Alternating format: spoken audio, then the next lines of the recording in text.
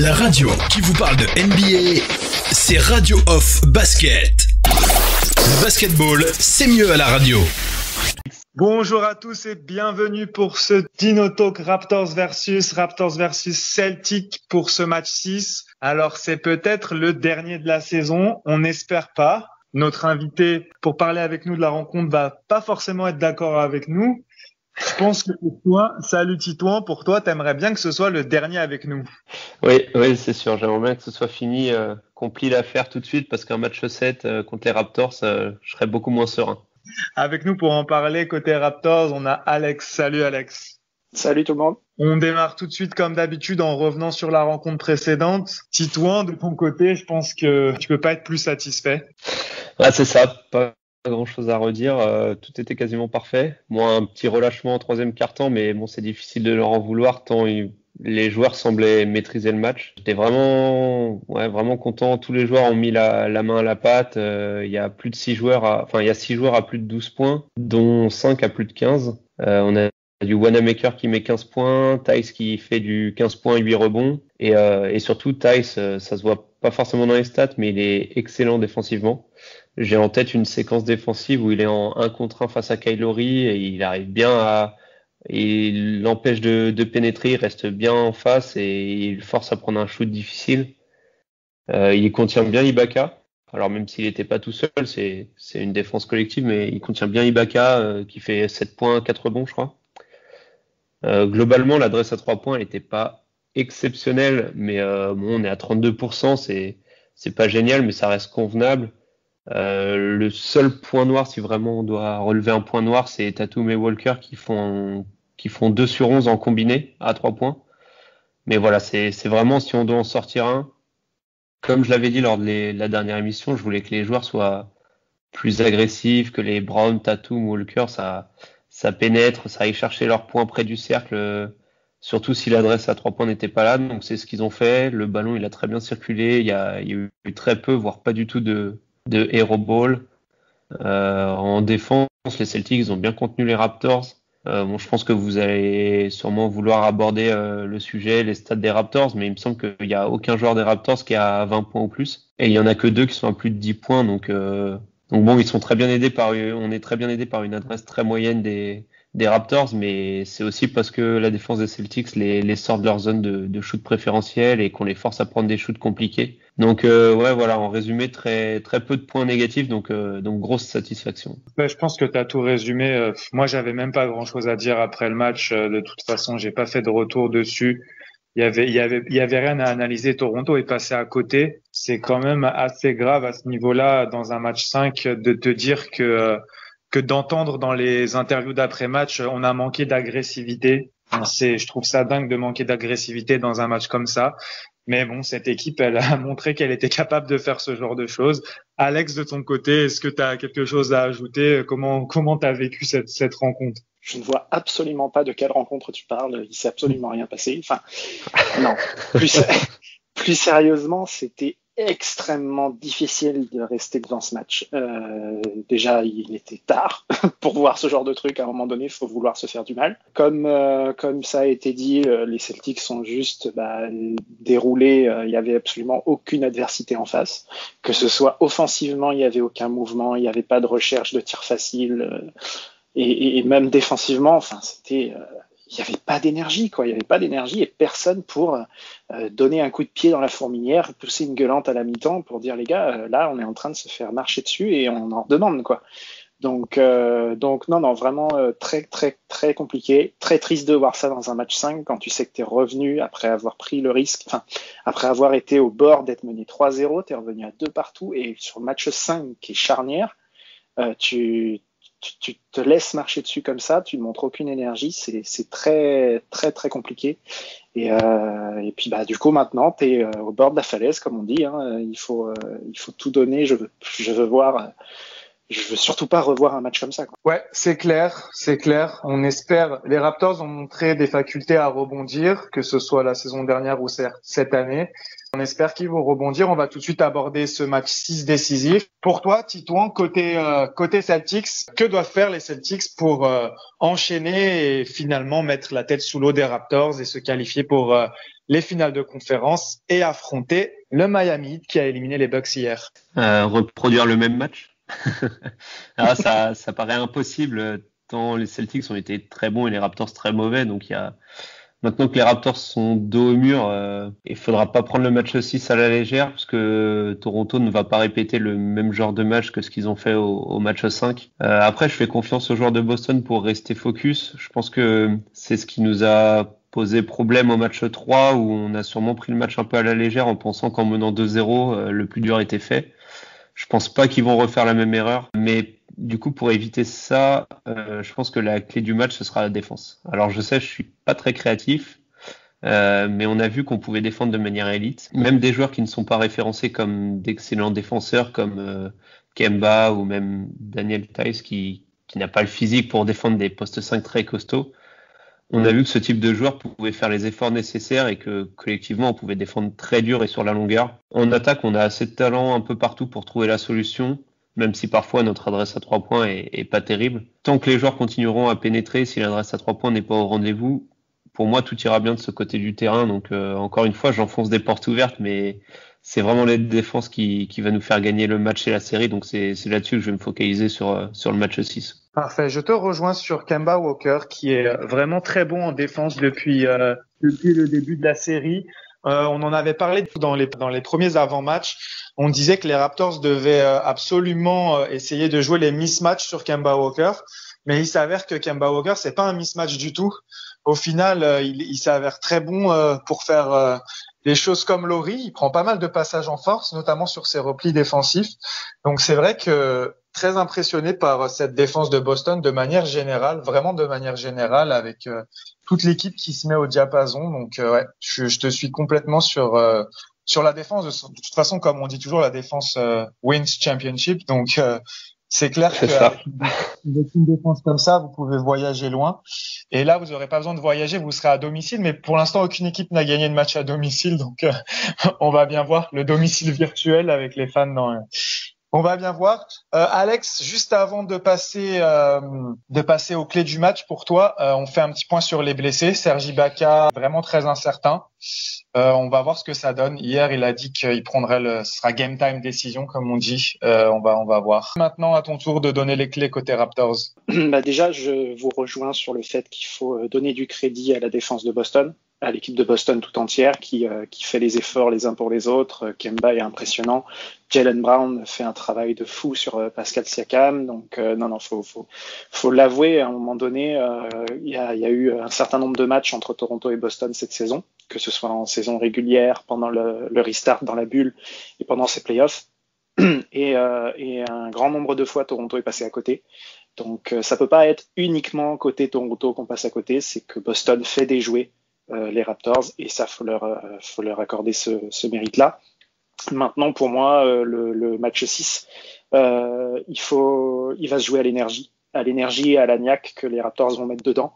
On voit bien que l'expérience, ça ne suffit pas parce qu'on a des joueurs comme rien qu'avec Kyle Lowry, Marc Gasol, même Serge Ibaka, ils sont très expérimentés sur ce genre de match. Et là, ça paye pas, donc je veux voir des gars qui veulent mourir sur le terrain, quoi. Je pense que sans ça, Boston a trop la main mise psychologiquement et techniquement pour que Toronto fasse quelque chose. Ouais, je te suis. Pour moi, la clé, ça sera le début de match. Si Toronto rentre dedans comme des morts de faim et que d'entrée ils prennent un avantage et qu'ils forcent Boston à devoir revenir, je pense que il y a des chances. Ouais, c'est ça. Il faut que Toronto arrive comme des morts de faim et montre à Boston que vous voulez notre peau, faudra aller la chercher jusqu'au bout, quoi, parce qu'on va pas se laisser faire.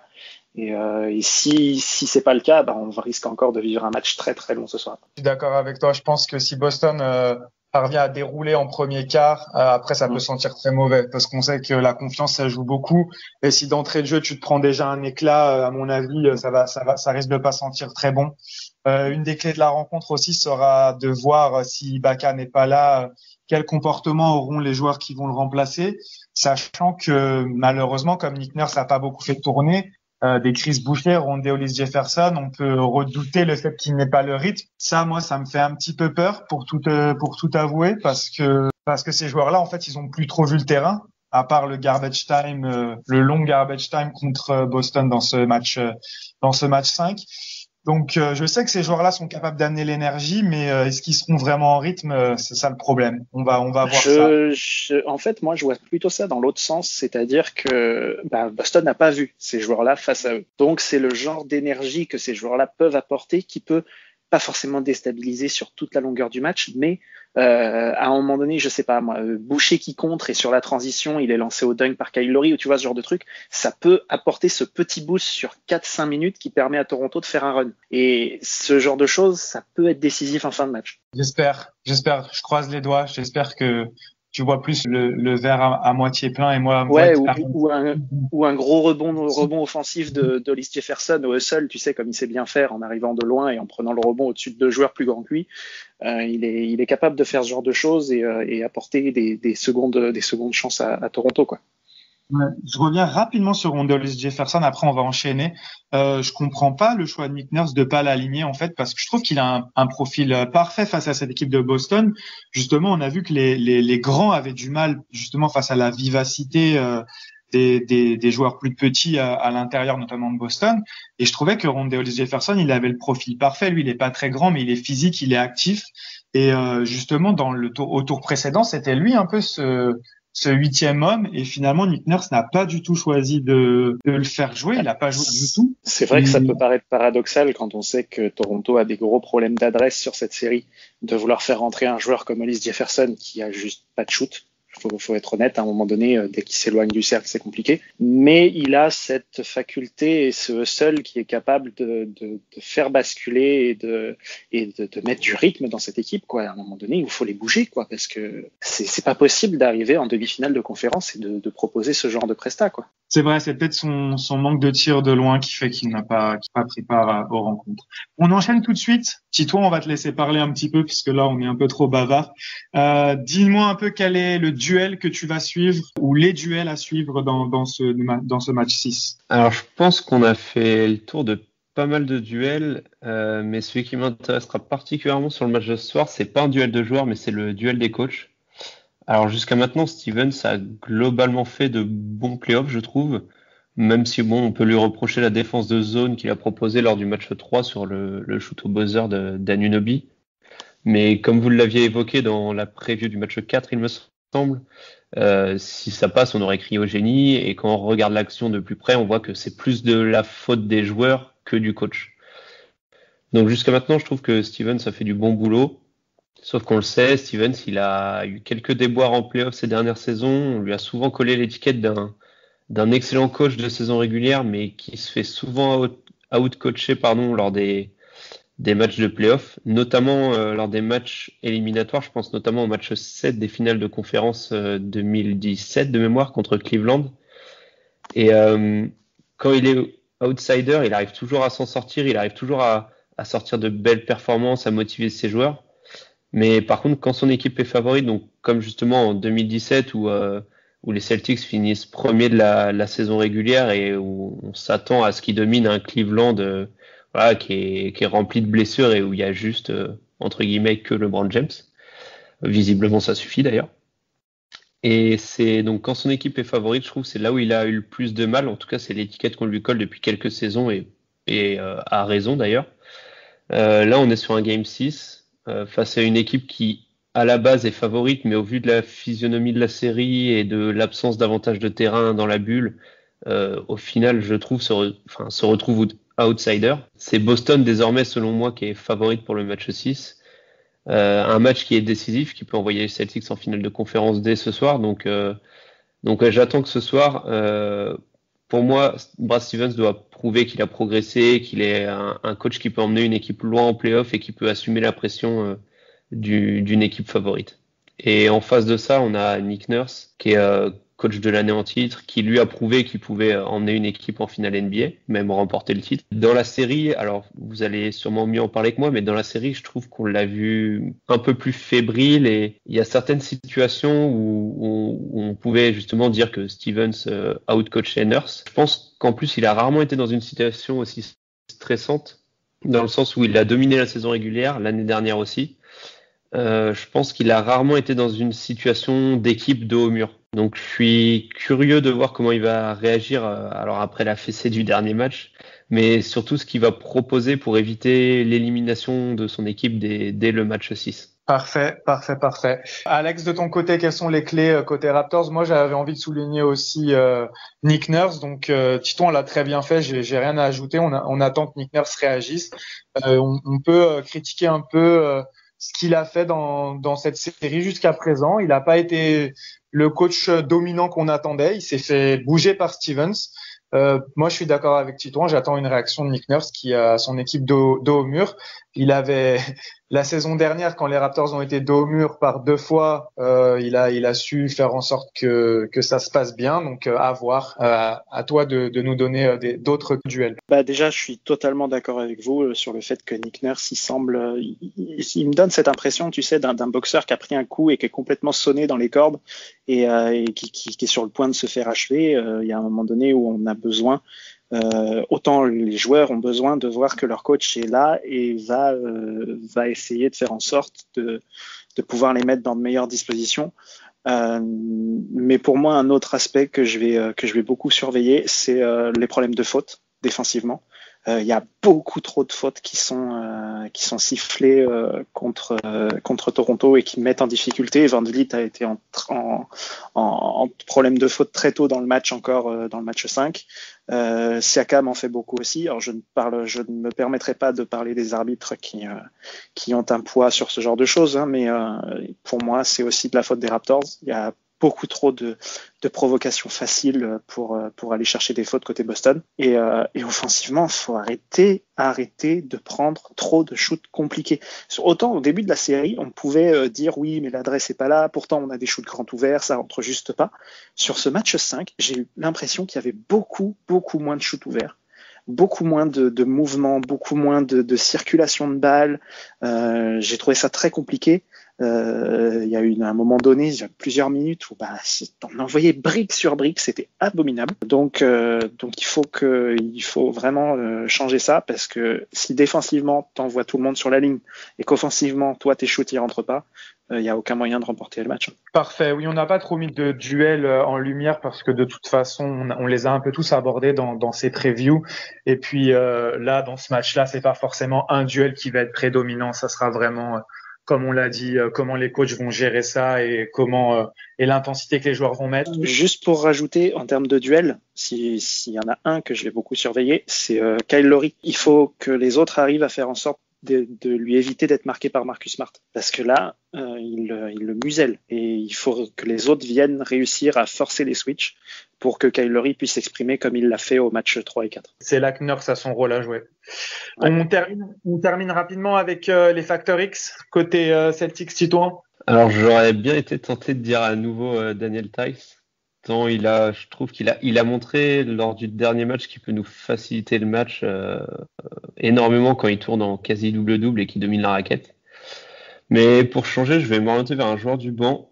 Et donc j'ai longuement hésité entre Wanamaker et Ojeleye, et je vais aller vers Ojeleye. Alors ceux qui me connaissent savent à quel point je suis très loin de le porter dans mon cœur. J'ai vraiment beaucoup de mal avec ce joueur-là. Mais visiblement Stevens lui fait confiance. Donc moi je fais confiance à Stevens, donc indirectement je vais faire confiance à Ojeleye, et il lui accorde souvent une douzaine de minutes par match, entre 10 et 15 minutes par match. On sait que c'est un très bon défenseur, il est souvent positif de ce côté du terrain, il peut faire quelques erreurs, mais globalement c'est un très bon défenseur. Par contre de l'autre côté du terrain, en attaque, moi il me rend fou.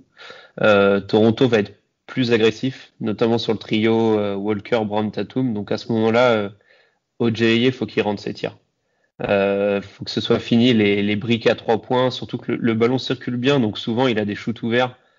Donc faut absolument qu'il rentre ses tirs. Donc sur ce match qui sera certainement, je pense, à part avec le match 3, je pense que ce sera certainement l'un des matchs les plus serrés de la série. Donc un match de Semi Ojeleye qui fait donc une grosse défense sur ses 10-12 minutes et surtout en attaque, il arrête ses pertes de balles bêtes et qui rentre 2-3 tirs de loin. Je pense que ça peut vraiment nous aider à faire la différence dans le troisième quart-temps et nous permettre de garder Toronto assez éloigné ou du moins de rester dans le match si jamais on n'est pas dans le match. Parfait. Et Alex, pour conclure du côté des Raptors. Si Serge Ibaka est absent ou limité, on va partir sur du Chris Boucher. Là, il va falloir que son énergie et son insouciance entre guillemets fassent la différence, qu'il puisse placer quelques contres, dynamiser un peu tout ça, courir en transition, planter quelques dunks, un peu mettre un peu j'allais dire de violence, mais oui, un peu d'énergie, un peu d'intensité dans le jeu de Toronto pour essayer de dynamiser tout ça. Et sinon Pascal Siakam, là, vas-y quoi, déroule, fais-nous des bonnes pénétrations, des bonnes actions, force-moi Jaylen Brown à faire des fautes quoi. T'es capable de mieux que ça, on le sait. Donc vas-y, montre-le. Là, il n'y a plus de choix. Là. C'est parfait, je te rejoins totalement. Habituellement, normalement, les stars, ce ne sont pas des facteurs X, mais là, avec Siakam, vu ce qu'il montre depuis le début de la série, c'est totalement lui le facteur X. Si on arrive à retrouver un Siakam à son niveau, ça peut faire toute la différence. C'est parfait, j'ai rien à ajouter. Merci à vous d'avoir participé. Merci à tous de nous écouter. On se retrouve ce soir à 18h30, minuit et demi en France et en Europe. Et comme on dit toujours, encore plus que jamais, ce soir, let's go Raptors. Let's go Raptors. Et let's go Celtics, encore plus que jamais. Lowry for three. Bang!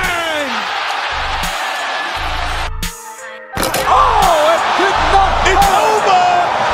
It's over, ladies and gentlemen!